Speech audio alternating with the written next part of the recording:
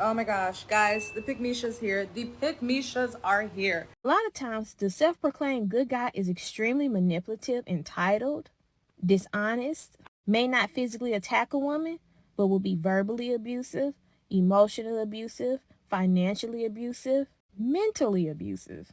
You want to go on a date with me, but you ain't bring me no roses.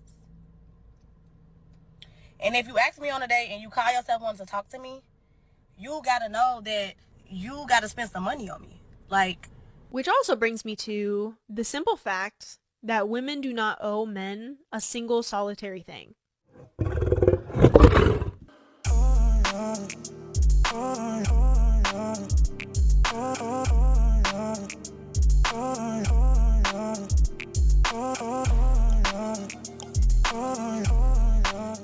All right, y'all. Happy Father's Day to everyone who's a father. A little bit of house cleaning before we get started. For those who've been rocking with me from day one, I appreciate the support. For those who may be new here, coming in or out the door, for me, don't forget to like, comment, subscribe, get it cracking in the comments. Every bit of your engagement helps promote me into the YouTube algorithm. I thank y'all for the support. Now let's get to it. I guess I don't have anything left to say, but this is another compilation of misandrous misandering. There isn't a short supply of these women on TikTok, and believe me, I have a plethora of content to cover from a lot of these misandrists. So without any further ado, y'all know how we do over here. Drop the video. Let's go. my friend said, if a motherfucker asks me on a date and I just so happen to say yeah, because that's very rare, then you better have some roses waiting on me. In the car, walking to the door, past something.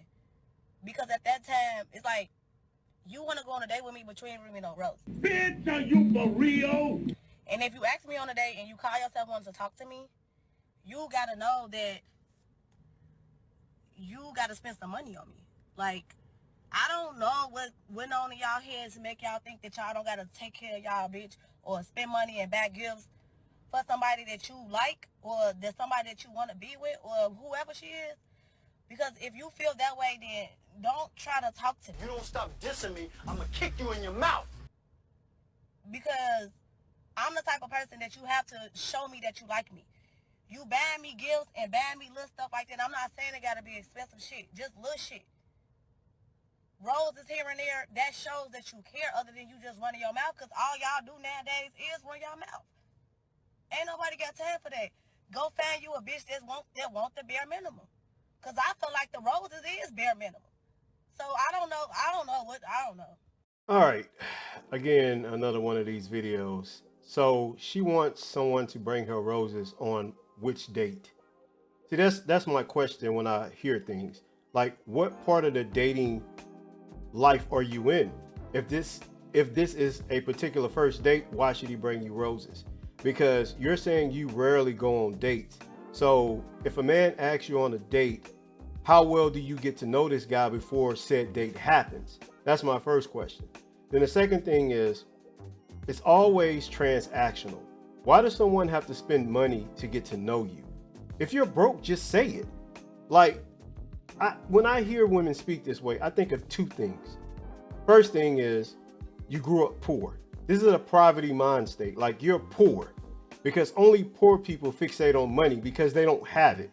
And the second thing is, you weren't raised by your father because you don't know that men have inherent value outside of finances or fiduciary things that they can provide for you.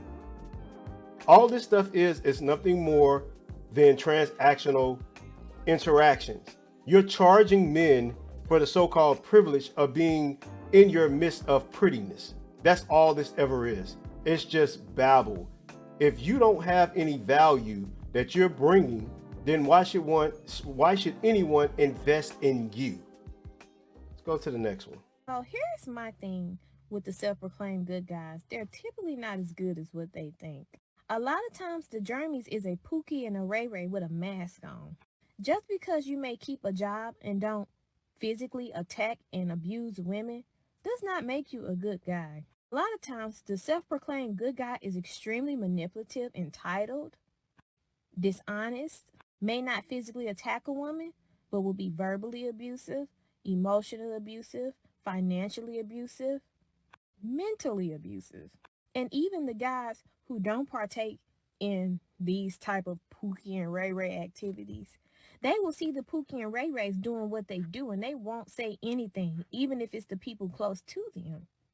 How good of a man are you when you see other people being harmed and you don't intervene, address it, or do anything about it to possibly change the outcome of what's going on? It kind of goes like what most of y'all say, there are no good cops, because even the good cops don't say anything to the bad cops or address the bad cops or do anything to change the situations with the bad cops.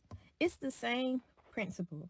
I'm not saying you specifically, but we have to be for real. Most of the time, the self-proclaimed good guy is just a Pookie or a Ray Ray with a mask. That's it. That's all. False equivalency. Go on. The whole thing about the good cops letting the bad cops do whatever they want, you can't apply that to regular people, because regular people they don't take any oath of office to uphold a standard. Average people are not expected to police or make a bad person a good person. That's not the role of everyone in society. Your only role in dealing with bad people is to stay the hell away from them. That's it, nothing more. Average men are not going to go around policing the men that you find sexually attractive to make them good for you. It's just not going to happen. Second thing is, all the things you went off and attributed to a negative attribute of the so-called good guy automatically disqualifies them from being a good freaking guy. What part of this do y'all not understand? If a man is all of these negative attributes you named, I don't care if he's self-proclaimed to be good or not. His character and his actions say differently. He's not a good guy. And the reason that you put stock into this guy is because, let's face it, and let's be honest here, you find him sexually attractive. Y'all are demons of the highest order. Let's go to the next one. Oh my gosh, guys, the Pick-Me-Shas here. The Pick-Me-Shas are here. All right, babe. So just because you yourself, you do not feel this way, you don't speak for the majority of black women. Look at the numbers of comments. Look at the likes and the shares and the reposts on this video. I can't even comment. That's how overwhelming the black women are feeling. Again, I constantly say this in the comments. If you actually read Pick-Me-Sha and you're not trying to get picked and you read, you'd see that I constantly say not all black men are bad. I love a good black man. I know some good black men, and I know that they exist, but they are the minority and not the majority. Just because you may not have endured it, or you are enduring it and you're secretly crying at night, or you don't want people to know you're going through struggle love, but you rather endure the struggle love in order to be picked and to stay picked and not be single, you don't speak for all of us. What makes you think you speak for every black woman? Matter of fact, you only speak for a very small minority of women who get on social media and espouse misandrous babble. Most black women don't even know who the hell y'all are. Most black women don't even, on a regular basis, discuss these asinine ass topics that y'all talk about. So what makes you think you speak for the majority of black women simply because you have a comment section full of people clapping in seal unison in your echo chamber? You don't speak for every black woman, neither. And another thing as well, what makes someone a Pick-Me-Sha? Because they don't agree with you? Because they disagree with your points of view?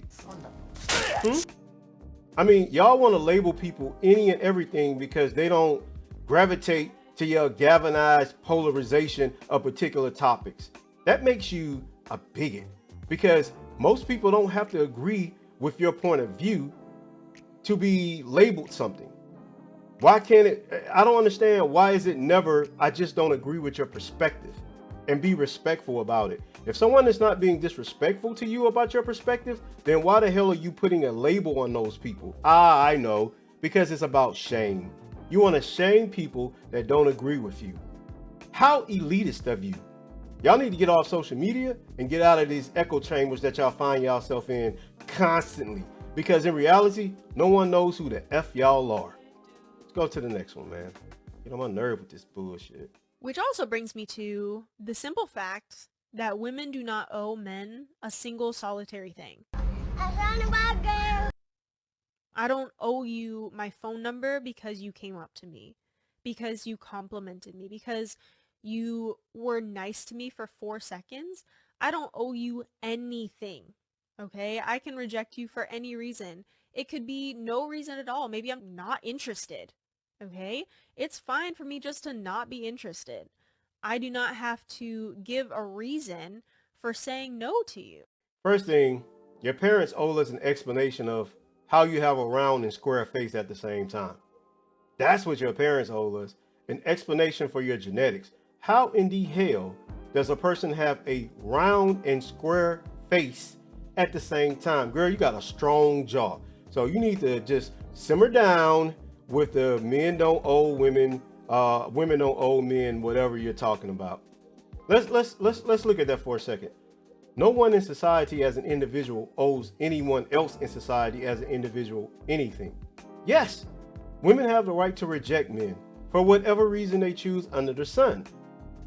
No one is saying that women don't have the right to reject whomever or whoever comes across them to initiate some form of getting to know you or to get your information to get to know you. Who's waging that argument?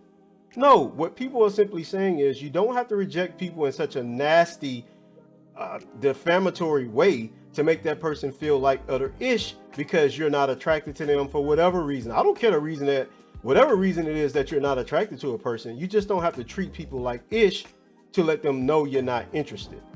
So this whole notion of women owing men something is just nonsense. It's misandrous babble yet again by a circle, square-faced, strong-jawed woman who has nothing else to do besides get on social media, post up content to defame and shame men for simply being attracted to women. Girl, go to hell. And everyone that resembles you, go to hell.